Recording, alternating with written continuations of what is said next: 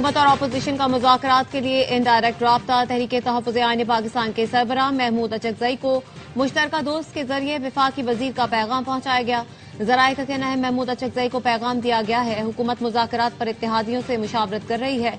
PTI रहनुमा का कहना है हुकूमती मुशावरत से लगता है कि वो मुज़ाकरात में संजीदा हैं। हुकूमती ज़राए का कहना है स्पीकर कौमी असम्बली का अपोजिशन लीडर के नोटिफिकेशन के लिए महमूद अचकज़ई से राब्ता है। महमूद अचकज़ई की जानिब से स्पीकर को मतलूबा दस्तावेजात आज फराहम की जाएंगी।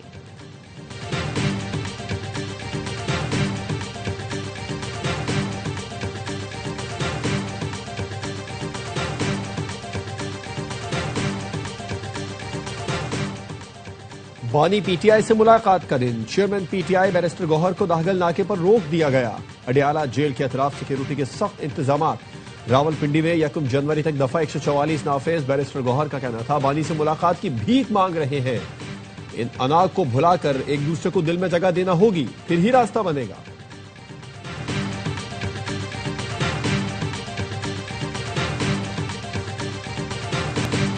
वजीर आला खैबर पख्तूनख्वा और उनके अमले पर पुरतशद्दुद रवैये के खिलाफ वजीर इत्तलात पंजाब का असेंबली से वॉकआउट। कहा वजीर आला के अमले ने सहाफियों पर तशद्दुद किया।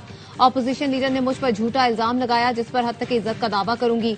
प्रेस कॉन्फ्रेंस में आसमा बुखारी का कहना था नवाज शरीफ कैंसर अस्पताल में पूरे पाकिस्तान के आवाम के लिए सहूलतें होंगी। सरकारी सतह पर इतना बड़ा कैंसर अस्पताल पाकिस्तान में कहीं भी नहीं।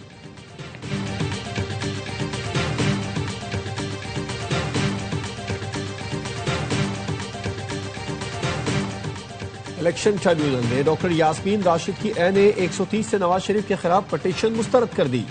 डॉक्टर यास्मीन राशिद ने नवाज शरीफ की कामयाबी के नोटिफिकेशन को चैलेंज किया था। ट्रिब्यूनल ने दरखास्त ताखीर से दायर करने का एतराज आयद किया। गन्ने की नई फसल आते ही चीनी की कीमत में बड़ी कमी। कराची की होलसेल मार्केट में 1 किलो चीनी की कीमत 20 रुपए कम होकर 136 रुपए हो गई। रिटेल में चीनी ताहाल 145 से 150 रुपए फी किलो में फरोख्त हो रही है। कमिश्नर कराची ने चीनी की होलसेल कीमत 140 जबकि रिटेल कीमत 143 रुपए फी किलो मुकर्रर कर दी। Chairman wholesale grocers association Abdul Rauf Ibrahim कहते हैं उम्मीद है माह रमजान तक चीनी 100 रुपए किलो हो जाएगी।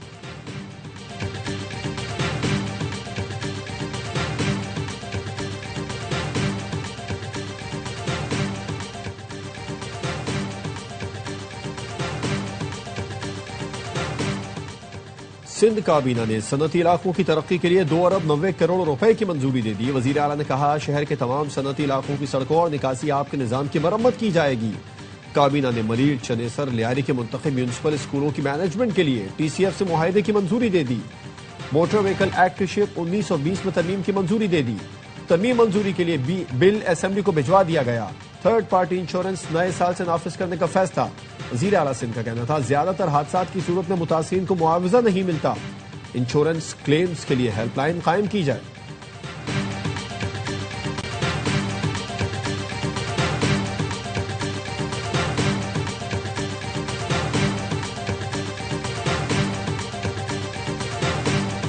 कराची की शाहराह फैसल पर कल तजुर्बाती बुनियादों पर डबल डेकर बसें चलाई जाएंगी। सिंध के सीनियर वजीर शर्जील मेमन कहते हैं डबल डेकर बसों से ट्रैफिक के मसाइल हल होंगे।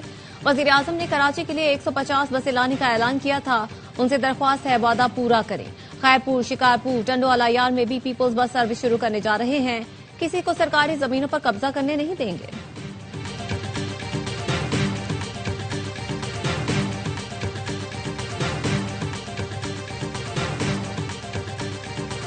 पाकिस्तान स्टॉक एक्सचेंज में मुस्बत रुझान। कारोबारी हफ्ते के दूसरे दिन भी मार्केट में जबरदस्त तेजी। 100 इंडेक्स की 1,74,000 की सतह बहाल हो गई। इंडेक्स 1,74,472 पॉइंट्स पर बंद हुआ। दौरान कारोबार 909 पॉइंट्स तक इजाफा देखा गया।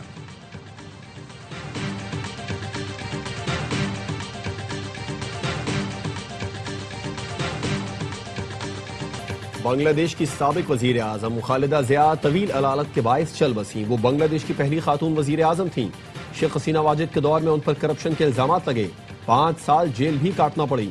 सदर आसिफ जरदारी, वजीर आजम शहबाज शरीफ और नायब वजीर आजम इसहाक डार का इजहार अफसोस। सदर जरदारी ने कहा बेगम खालिदा जिया की सियासी खिदमत और क़यादत को एहतराम के साथ याद रखा जाएगा। वजीर आजम ने लिखा बेगम खालिदा जिया बांग्लादेश की खिदमत और तरक्की की अलामत और पाकिस्तान की मुखलिस दोस्त थी। इसहाक डार ने खालिदा जिया के दर्जात की बुलंदी और अहले खाना के लिए सब्र की दुआ की।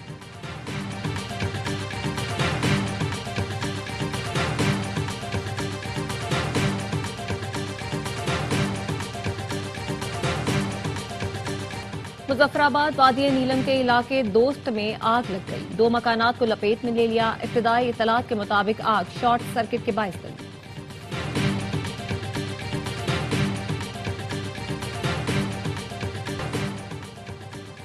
वज़ीर आला पंजाब मरियम नवाज की किसानों को 30,000 ट्रैक्टर देने की स्कीम। तीसरा मरहला आइंदा माह शुरू होगा।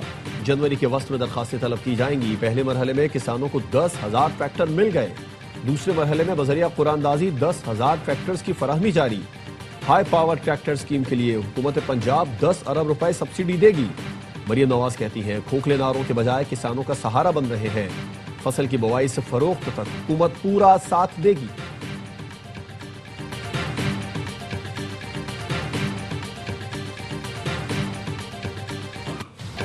कराची में यूट्यूबर रजब भट्ट पर तशद्दुद का मुकदमा बैरिस्टर अली अशफाक की मुद्दत में दर्ज। मुकदमा वकील रियाज सोलंकी, अब्दुल फताह और साथियों के खिलाफ दर्ज किया गया। मुद्दई मुकदमा के मुताबिक मुवक्किल के हमरा सिटी कोर्ट आया तो 15 से 20 लोगों ने हमला कर दिया। मारपीट में मेरे मुवक्किल रजब भट्ट जख्मी हुए। उनके हाथ से जबरदस्ती 3 लाख रुपए से भरा बैग छीन लिया गया।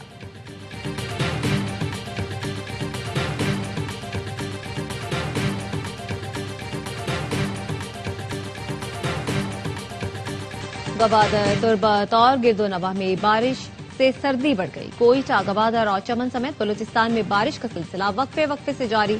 तोबा, चकजई समेत पहाड़ी इलाकों ने बर्फ की चादर ओढ़ ली। कराची में भी आज बारिश का इम्कान।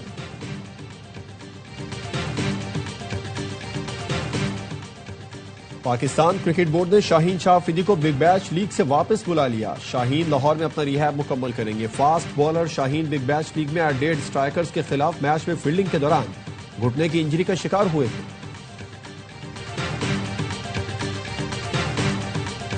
और 50वीं chief of army staff polo and tent pegging championship 2025 का इख्तिताम। ISPR के मुताबिक फील्ड मार्शल सैयद आसिम मुनीर ने इख्तितामी तकरीब में शिरकत की। वजीर दाखिला मोहसिन नकवी, चीफ सेक्रेटरी पंजाब और दीगर आला हुकाम भी शरीक हुए। चीफ ऑफ डिफेंस फोर्सेज की आमद पर कोर कमांडर लाहौर और पोलो फेडरेशन ने इस्तकबाल किया। चैंपियनशिप में 8 टीमों ने शिरकत की। फाइनल पेशावर ने जीता। फील्ड मार्शल ने खिलाड़ियों में इनामात तकसीम किए।